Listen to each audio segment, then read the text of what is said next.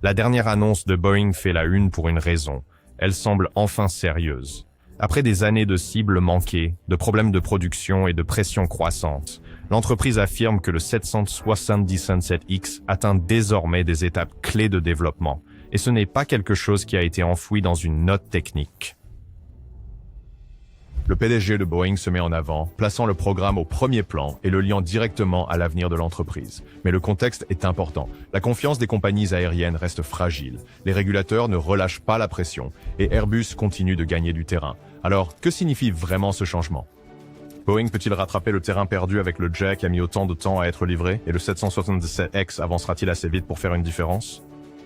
Pour répondre à toutes ces questions, nous devons commencer par le début. Pour le Dubai Air Show, l'entreprise dévoilait à la fois un nouvel avion et présentait son plan pour dominer l'avenir des voyages long courriers. Le 777X a été conçu pour s'appuyer sur le succès du 777 et emprunter le meilleur du 787. Plus d'autonomie, plus de sièges, meilleure performance énergétique et moins d'émissions.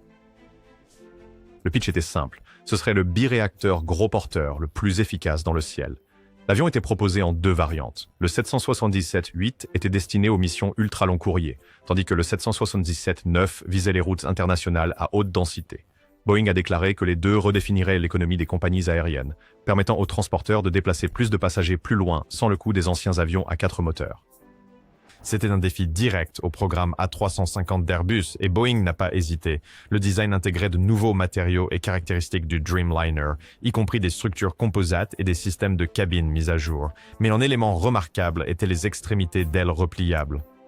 Ils ont donné à l'avion une envergure étendue en vol pour une meilleure efficacité, tout en s'adaptant aux portes standards au sol. C'était un pas en avant ambitieux. Les compagnies aériennes ont réagi rapidement. Emirates a signé avec la plus grande commande, suivie par Lufthansa, Qatar Airways, ANA et d'autres. Les chiffres semblaient solides. Des centaines de précommandes ont afflué, et Boeing a sécurisé des engagements de plusieurs milliards. Tout indiquait un lancement qui allait remodeler le marché des gros porteurs. Mais dès le début, transformer ces promesses audacieuses en réalité a eu un coût élevé. Construire le 777X n'allait jamais être facile. Sur le papier, Boeing avait les ressources, l'expérience et l'élan. Mais concrétiser cette échelle d'innovation s'est avéré être un champ de mine technique. L'avion a introduit des niveaux de complexité qui ont ralenti tout le programme dès le premier jour. Au centre de tout cela se trouvait le moteur GE9X. Présenté comme le turboréacteur commercial le plus puissant jamais construit, il offrait une poussée record et une efficacité accrue, mais il a également connu des défaillances précoces. Les composants se fissuraient sous la contrainte. Les matériaux s'usaient plus vite que prévu. Des refontes ont suivi, puis davantage de tests, puis des retards. Le moteur a entraîné le reste du programme avec lui. Puis sont venues les extrémités d'ailes repliables. Elles ont résolu un problème majeur, comment augmenter l'envergure sans nécessité de porte sur mesure, mais ont créé un nouveau problème. Les régulateurs n'avaient jamais certifié une structure d'aile mobile comme celle-ci sur un avion commercial. La Federal Aviation Administration a dû repenser les protocoles d'inspection, les protections logicielles et les règles de manutention au sol. Cela a ajouté des mois d'aller-retour avant que les essais en vol ne puissent même commencer. Les matériaux ont ajouté une autre couche de défi. Le 767X a incorporé des composites en fibre de carbone, des céramiques et d'autres matériaux avancés empruntés au 787, mais les a utilisés à plus grande échelle. Intégrer ceci avec des structures métalliques traditionnelles a transformé la production en un exercice d'équilibre à haut risque. Les pièces qui fonctionnaient en théorie ne se comportaient pas toujours de la même manière en pratique. Les retards ne provenaient pas d'une seule décision. Ils s'accumulaient partout, dans la fabrication, dans le développement de logiciels, dans l'intégration structurelle. Ce qui devait être une évolution fluide du 777 est devenu un goulot d'étranglement au ralenti. Et pendant tout ce temps, l'horloge continuait de tourner. Les clients continuaient à poser des questions, les délais glissaient, la confiance diminuait, puis la culture interne de Boeing a commencé à se fissurer, et le 777X est devenu un dommage collatéral. Lorsque la crise du 737 MAX a éclaté, tout a changé pour Boeing.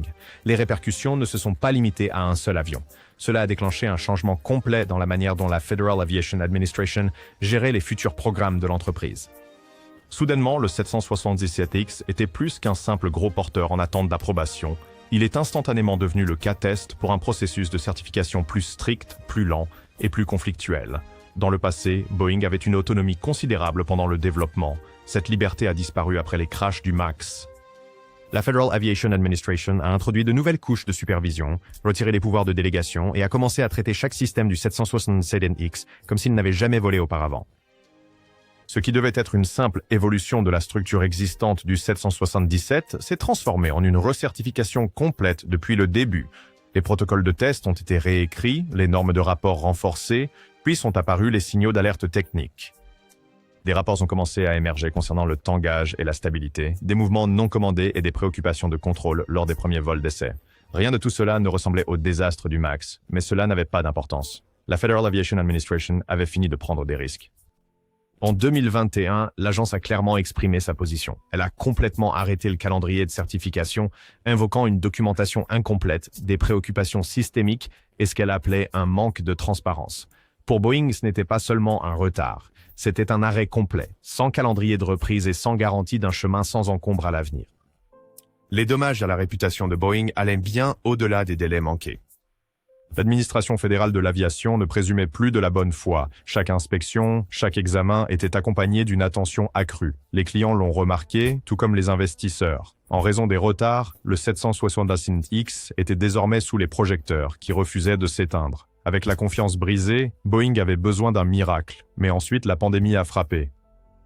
Lorsque la pandémie a frappé, elle a stoppé net le marché des longs courriers. La demande a disparu presque du jour au lendemain. Les compagnies aériennes du monde entier se sont précipitées pour rester solvables, réduisant les itinéraires, immobilisant les avions et repoussant les achats coûteux en capital. Le 766X, encore en plein développement, est déjà en retard et soudainement devenu une priorité moindre pour presque tous les clients de lancement. Les commandes ont été reportées. Les conversations ont changé, passant de l'expansion à la survie. Boeing n'avait guère d'autre choix que de geler des sections de sa chaîne de production, arrêtant ainsi le progrès sur des composants clés du 767X et ralentissant encore plus les délais internes. Sans demande active, il n'y avait aucune raison de continuer à construire. Et sans élan de construction, la visibilité de l'avion a rapidement chuté. L'impact ne s'est pas limité à l'usine. Des milliers d'employés ont été licenciés dans la division commerciale de Boeing. Les fournisseurs, déjà éprouvés par des retards antérieurs, se sont retrouvés sans directive claire. Le 777X, autrefois présenté comme le pilier de la domination de Boeing sur le long courrier, s'est effacé discrètement en arrière-plan. Pendant ce temps, Airbus a continué d'avancer. La famille A350, déjà certifiée et en vol, est devenue la solution privilégiée pour les compagnies réorganisant leur flotte. Les compagnies aériennes qui avaient auparavant hésité entre le 777X et la 350 ont commencé à se tourner davantage vers Airbus, passant de nouvelles commandes ou accélérant les livraisons existantes. C'était une question de confiance, de coût et de performance éprouvée. Le 767X a perdu plus que du temps. Il a perdu de l'élan. Les conversations autour de l'avion ont ralenti. La couverture médiatique s'est amenuisée. Dans de nombreuses parties de l'industrie, il a commencé à ressembler à une relique d'un plan pré-pandémique qui n'était plus applicable. En 2024, beaucoup pensaient que le 767X était mort, mais la direction de Boeing avait d'autres plans. Le 20 mars 2025, le PDG de Boeing a fait une déclaration publique qui a attiré l'attention dans le monde de l'aviation. Lors d'une conférence de presse à Seattle, il n'a pas esquivé les revers, il n'a pas éludé la pression. Au lieu de cela, il s'est directement mis sous les projecteurs et a qualifié le 767X de notre plan à long terme et notre symbole de retour. Ces commentaires sont venus après des mois de silence de la part de la direction de Boeing et des années de spéculation sur la survie du programme. Mais cette fois, il y avait quelque chose de tangible à montrer. Le PDG a confirmé que les tests de certification des freins avaient officiellement commencé à l'aéroport Clinton-Sherman, marquant un passage tant attendu de la préparation à la validation physique. Il a reconnu les retards ouvertement, sans excuses vagues ni vernis de relations publiques. Il a présenté le calendrier lent comme délibéré, non accidentel. La vitesse ne gagne pas ce jeu, a-t-il dit. La qualité, oui. Pour une industrie encore mal à l'aise après la crise du 737 MAX, c'était le genre de message qui tentait de reconstruire la confiance de haut en bas.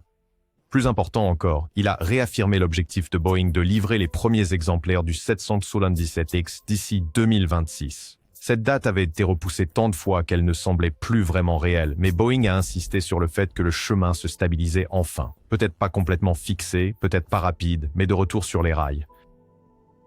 À l'intérieur de Boeing, l'ambiance a légèrement changé. L'entreprise a commencé à publier plus de mises à jour. Les jalons d'ingénierie ont été discrètement enregistrés. Les avions d'essai ont repris les horaires de vol. Ce n'était pas un retour complet, mais cela ressemblait à une reprise en formation. Pourtant, à l'extérieur de l'entreprise, le scepticisme persistait. Les paroles étaient bon marché. Les commandes diminuaient, et certains des clients les plus vocaux de Boeing avaient déjà exprimé publiquement leurs doutes. Mais tout le monde ne le croit pas, surtout pas Emirates. Boeing peut dire 2026, mais Emirates se prépare à quelque chose de complètement différent, selon les récentes déclarations de la direction de la compagnie aérienne. Cette date de livraison est désormais considérée comme un scénario optimiste, pas comme un jalon ferme. Derrière des portes closes, Emirates planifie autour de 2027 ou même 2028. Et les répercussions de ce changement se font déjà sentir sur sa stratégie long courrier.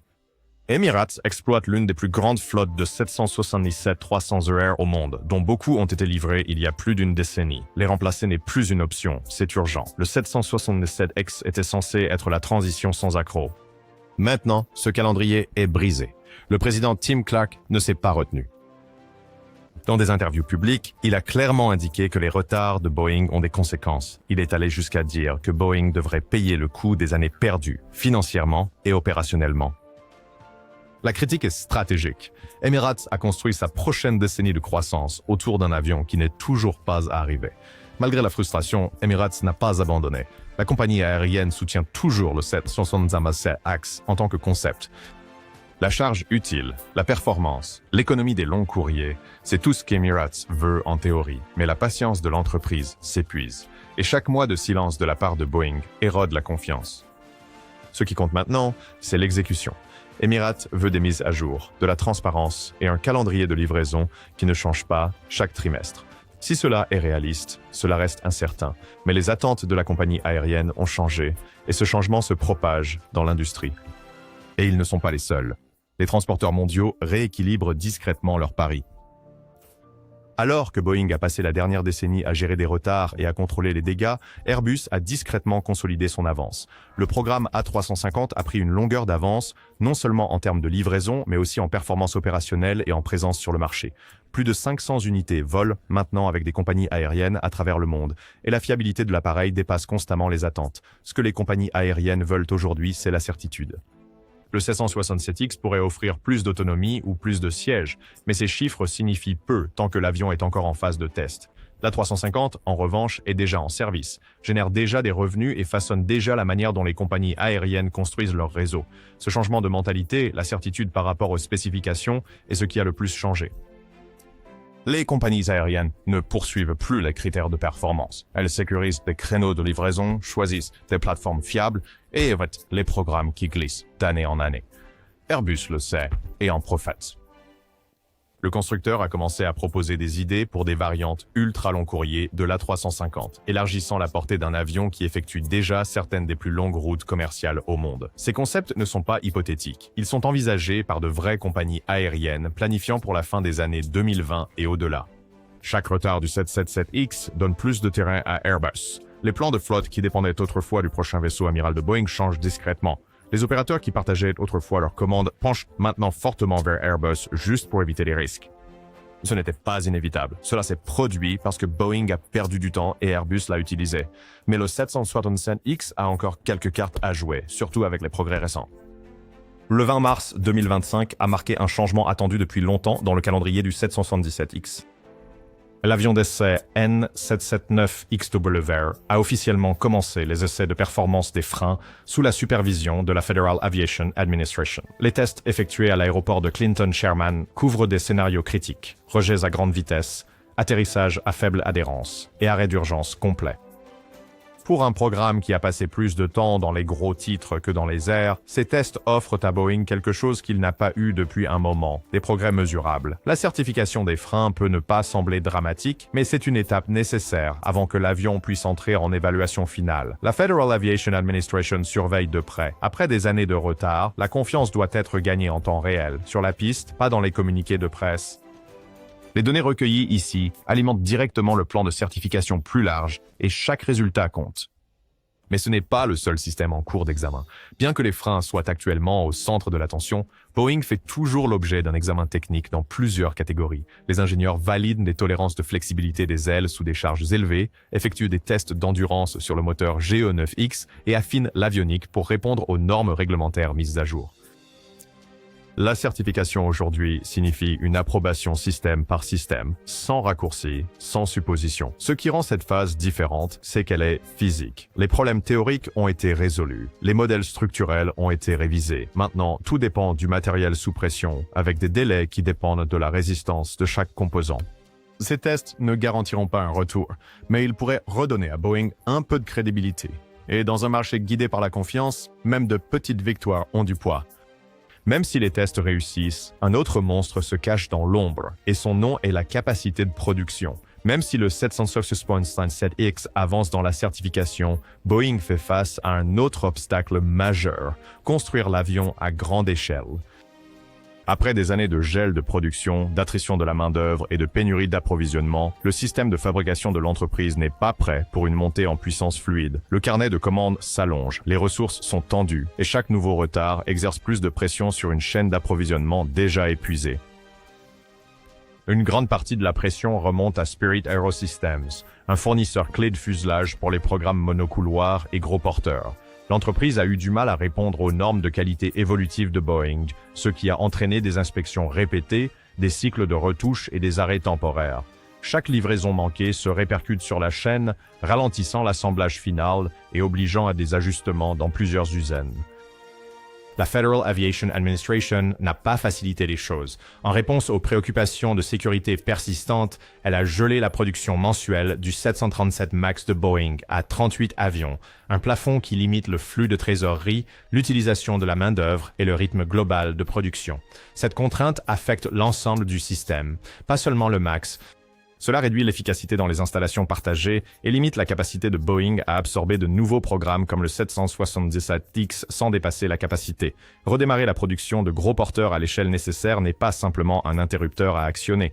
Cela signifie réembaucher de la main-d'œuvre qualifiée, recycler les équipes et sécuriser des milliers de composants d'une chaîne d'approvisionnement qui se remet encore de plusieurs années de perturbations.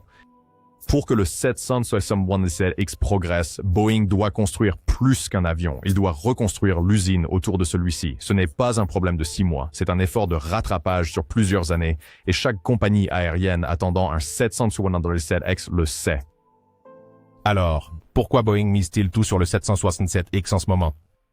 Le 777X n'est plus un programme ordinaire de gros porteurs. Ce projet représente la tentative de Boeing de restaurer sa crédibilité dans l'industrie aéronautique. Après des années de délais manqués, de calendriers changeants et de surveillance publique, cet avion transporte désormais plus que des passagers. Il porte les attentes des investisseurs, des régulateurs, des compagnies aériennes et du public voyageur.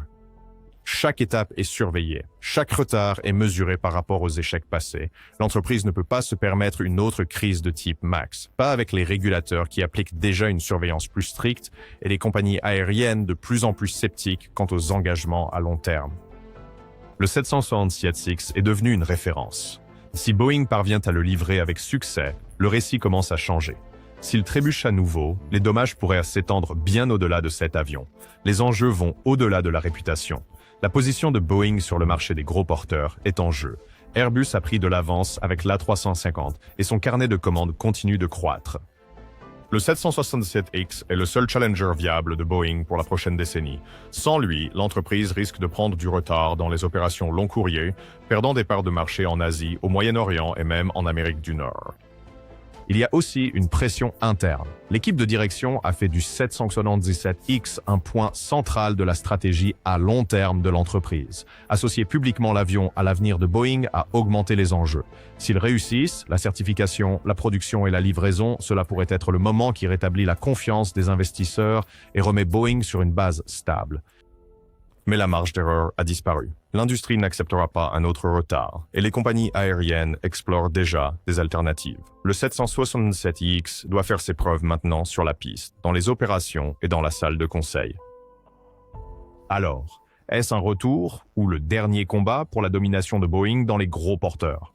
Le 770X pourrait encore être à 2 ans du décollage, mais son avenir est l'avenir de Boeing. Les paroles audacieuses du nouveau PDG pourraient marquer le début d'un redressement ou un autre chapitre dans une saga de revers. Avec Airbus qui se rapproche et la pression qui monte, Boeing n'a pas seulement besoin de certifier le 767X, il a besoin qu'il vole, et bientôt. Merci de regarder et n'oubliez pas de liker et de vous abonner.